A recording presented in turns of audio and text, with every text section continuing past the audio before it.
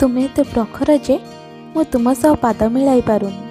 ତୁମର ଚଳନ ଶକ୍ତି ଆଗରେ ମୁଁ ହୋଇଯାଏ ସ୍ଥିର ଗମ୍ଭୀର ଭାବୁକ। ପୁଣି ଦେଖେ ମୁଁ ସ୍ଥିର ହେଲେ ତୁମେ ବୋହିଯିବନି ତ? ମୁଁ ଗମ୍ଭୀର ହେଲେ ତୁମେ ପ୍ରଖର ହେବନି ତ?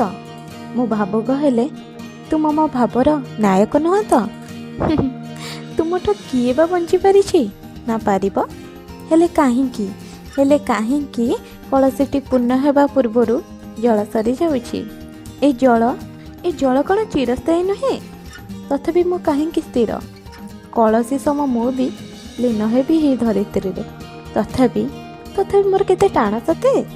କାହିଁକି ନା ତୁ ରୂପହୀନ ବହୁରୂପୀ, ମୁଁ ରୂପବାନ ସରସୀ।